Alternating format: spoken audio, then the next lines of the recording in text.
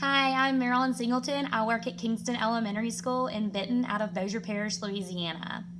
The thing that I'm most passionate about as an educator is making sure that every child that walks down our hallways, into our classrooms, and within our community is that they feel loved and appreciated and valued. I want kids to understand and know that just because if they struggle doesn't mean that someone doesn't care and isn't on their side. We are here for them, and we are going to find ways to make them become successful and to find confidence. This year I'm teaching 5th grade math. This group is extremely special to me. I taught most of them last year in 4th grade, so I've looped up with them.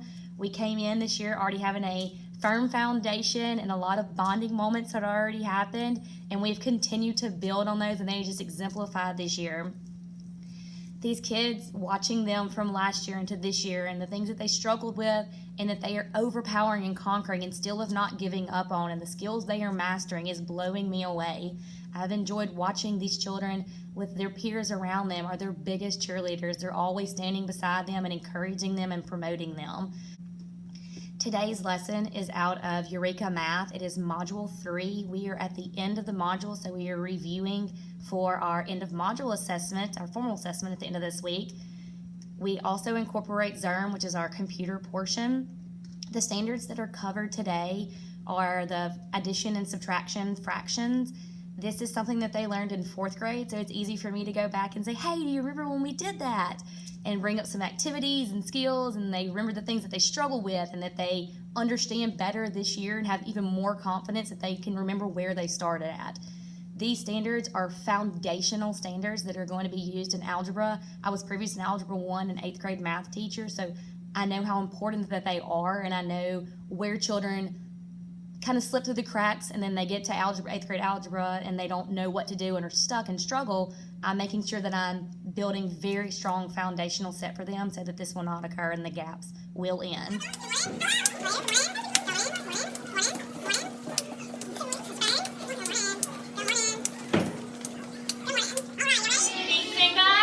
Always clean. Right, who can tell me what we've been doing in class? Lily? We have been subtracting improper fractions and adding them? Yeah? Yeah. Who can add on to that? That's right. Caitlin?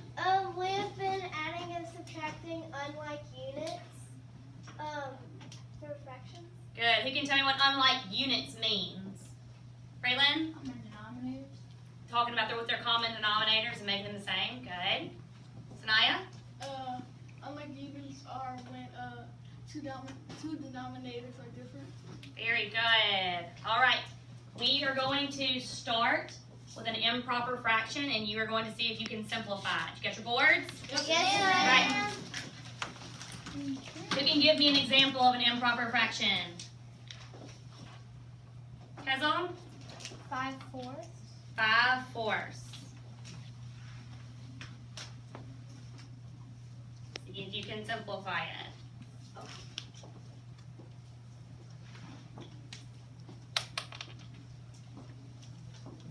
Then I want you to see if you can draw a model of 5/4.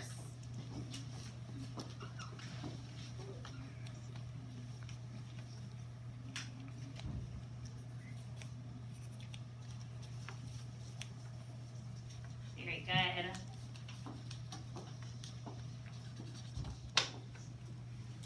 See if you did what Braylon did or if you did something different.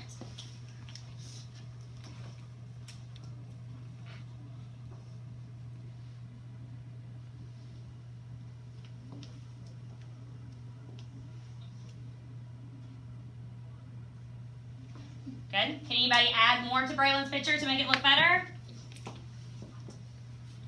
It's very good, Braylon. I like it.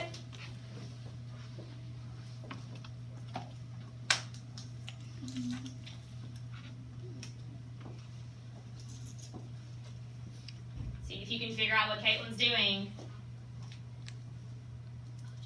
Braylon, what is she choosing to do to it? She is making it 1 whole and 1/4. Very good.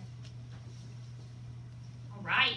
Great job, everybody. The objective is going to be to work within your group, and you're going to solve 3 fraction problems. They're all word problems. 2 of them are constructive response. 1 is multiple choice.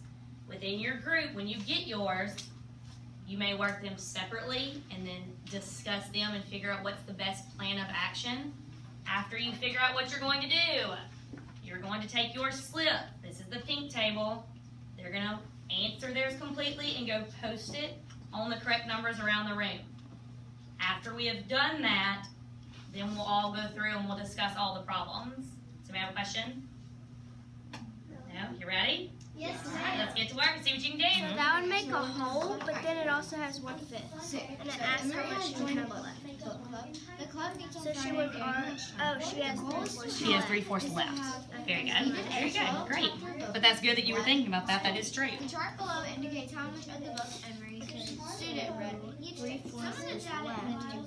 Don't forget to draw a tape or a model. And we need to find out how much left she would have after she read 1/5 and 1/4. So we'd probably need to make common denominators. You'll have left to read after Monday evening. What keywords can you pick out? Left. Good. What is that noting that you're probably going to have to work? Love it. How do we want to start it off? Okay, sure. Each of the 1/4.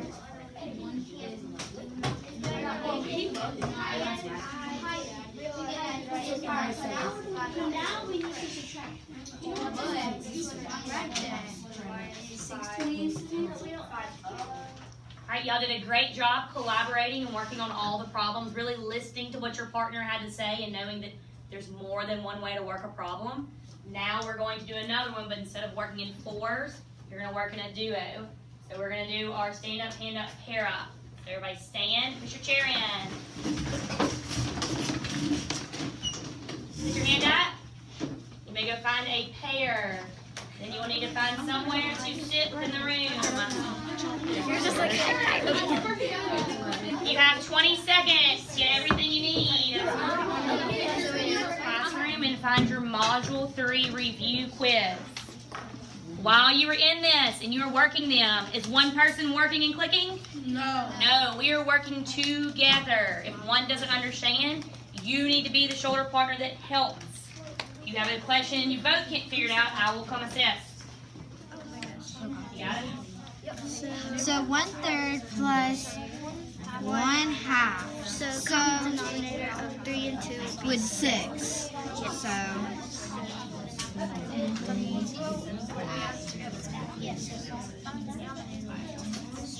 there's that would be 3. So what'd you get for the common multiple of 1/3? Love that word. 1/3. I got 2 6. Yes. Okay. What did you get for the common multiple of 1/2? 3/6. Same. Okay. Now we need to add those up. We get I got 5 6. Yes. All right.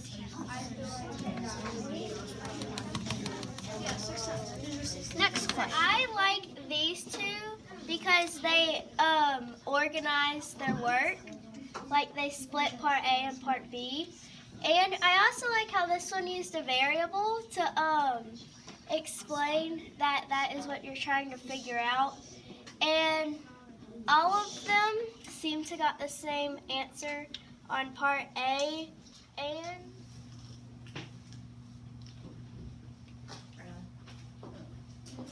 Once your group comes up with your answer, I want you writing it on your card and going to paste it where it goes. So what we did this one is explained work and they organized it. And 5 plus 1/4. Then the total is right here. Then we subtracted 2 3/4. So that was 5.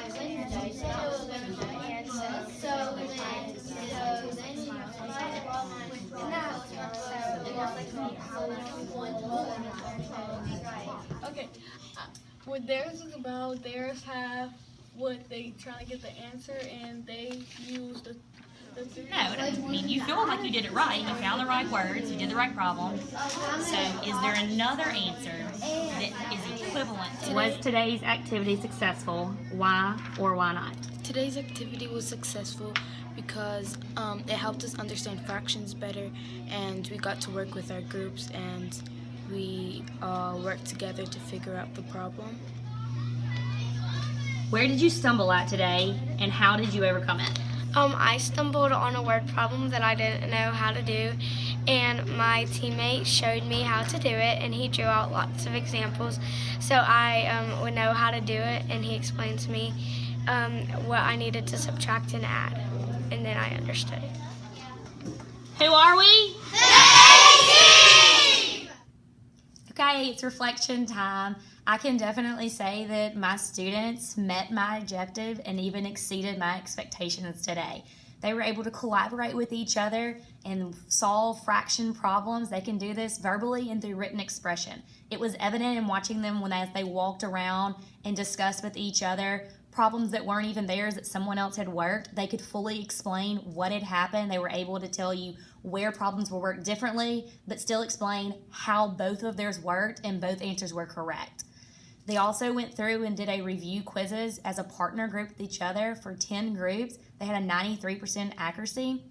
And then at the end, they went through and of course they did their individual based exit ticket through Google Forms and Google Classroom. This was the time that I feel like that students really understood that they could do this. They had gone through whole group discussions that day. They did group work between 4. They had looked at other groups' work and discussed it. They worked with a shoulder partner, and then they were able to go in with high confidence, knowing that they could power through any questions that were put in front of them, and they fully knew that they could do this. I'm very proud of them. This is going to be shown greater in the week when we take our end of module assessment, and I cannot wait to see the data that comes out of this. When I reflect back, and I always feel like that no matter what lesson I give and how great it is, I'm not done perfecting it. There's always ways to reach children even more than what we've done, and I'm not stopping. The first things that I'll do is that I'll sit down and work with my partner teacher and ask him what worked in his classroom for the lesson and what didn't work. What would he like to change? And we'll kind of bounce ideas off each other. And then probably my favorite thing to do is to ask the kids, what did you like? What did you not? What worked? And what ideas do you have that I could try next time? And their ideas usually blow me away and are some of the most engaging activities that I have around my classroom. Another thing that I would really love to incorporate is a rubric similar to what ELA does, just to kind of give them a guide on how to answer constructive response questions, since I know this is a weakness area within my classroom and really across grade levels. Writing in math is difficult for children. They leave out parts, they're not sure if they're writing enough, and I want them to know that they can do this with a little bit of guidance. So it's definitely something I'm going to incorporate. I'm also going to add in more of, I saw that a lot of them, when prompted, they would use a model, but most of them kind of strayed away from that, and I know that they're going to need that in 6th grade math and in 8th grade math, Algebra 1, and continuing into college math. They need to be able to draw to explain. And I want them to feel confident in that and not lose those skills. So I'm definitely going to push more and give them some more examples of when they need to be using that. After the video ended, students finished their quizzes. They also went through and they did that exit ticket. Students were given a paper-based copy of their study guide so that they could go home and work with their parents. There will be posted an answer key for them, will be sent through their parents through our class dojo. And this is something that all the kids love and that everyone works with. When they come back tomorrow, several kids have worked even more problems. So we'll first start with discussing, did anybody work problems differently than our class did? And I'm just really excited to see how everything's going to turn out.